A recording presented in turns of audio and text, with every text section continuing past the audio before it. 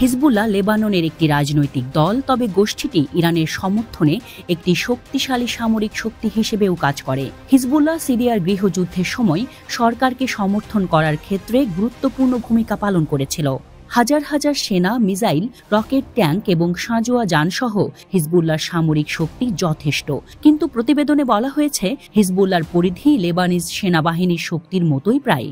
Hezbollah লেবাননের একটি দেশের মধ্যে আরেকটি দেশের মতোই। পশ্চিমাদের অভিযোগ, ইরান হিজবুল্লাহকে অর্থায়ন করেছে, তার শক্তি সম্পর্কে প্রচার করছে, আর হিজবুল্লাহকে ব্যবহার করেই ইসরায়েলের সাথে প্রক্সি যুদ্ধ পরিচালনা করতে সক্ষম করেছে। তুলনামূলকভাবে ইসরায়েলের একটি বড় এবং আরও প্রযুক্তিগতভাবে উন্নত সামরিক অস্ত্রের ভাণ্ডার রয়েছে। তেল আবিবের হাতে আয়রন ডোমের মতো শক্তিশালী প্রতিরক্ষা ব্যবস্থাও রয়েছে, যা মিসাইলকে বাধা দেয়।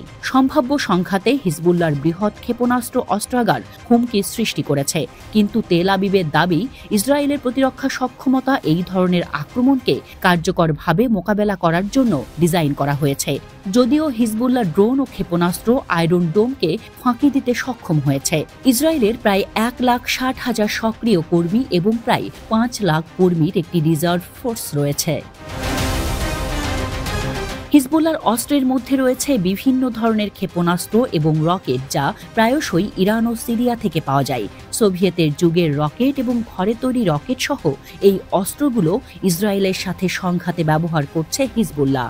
এগুলি তুলনামূলকভাবে কম খরচে উৎপাদন করা হয় এবং ডিজাইনেও সহজ, তবে সচরাচর উন্নত প্ল্যাটফর্ম থেকে চালু করা হয়। প্রাথমিকভাবে সিরিয়া থেকে অর্জিত T-55 এবং T-72 মডেলের ট্যাঙ্কও রয়েছে হিজবুল্লাহর। ইসরায়েলের আধুনিক বাহিনীর তুলনায় এই ট্যাঙ্কগুলি পুরানো হলেও প্রতিরক্ষামূলক এবং আক্রমণাত্মক অপারেশনে কৌশলগতভাবে ব্যবহার করা যাবে। হিজবুল্লাহ শুট অ্যান্ড স্কুটের মতো কৌশল ব্যবহার করে, যেখানে পাল্টা আক্রমণ এড়াতে ট্যাঙ্কগুলি গুলি চালানোর পরে দ্রুত অবস্থান পরিবর্তন করে। ট্যাঙ্ক ছাড়াও হিজবুল্লাহ সাঁজোয়া কর্মীবাহক এবং BMP-1 এর মতো পদাতিক যুদ্ধের যানও পরিচালনা করে।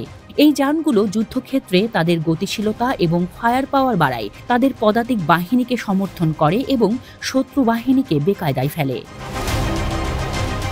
হিজবুল্লাহর আকাশ প্রতিরক্ষা ব্যবস্থার মধ্যে রয়েছে ট্রাকে বসানো বিমান বিধ্বংসী বন্দুক, যেমন ZU-23। এই বন্দুকগুলি বিমান এবং স্থলযানকে লক্ষ্যবস্তু করতে ব্যবহার করা হয়। এই অঞ্চলের সংঘাতের গতিশীলতা জটিল। হিজবুল্লাহ এবং ইসরায়েল পর্যায়ক্রমিক সংঘাতে জড়িত। উভয় পক্ষই সম্ভাব্য যুদ্ধের জন্য ব্যাপকভাবে প্রস্তুতি নিচ্ছে। হিজবুল্লাহ 1.5 লাখ রকেট ও ক্ষেপণাস্ত্র ইসরায়েলের ভয়ের কারণ। সমরবিদদের মতে আয়রন ডোমকে চমকে দেওয়ার জন্য একসাথে 5,000 রকেট ছুটতে হয়, যে সক্ষমতা হিজবুল্লাহ রয়েছে।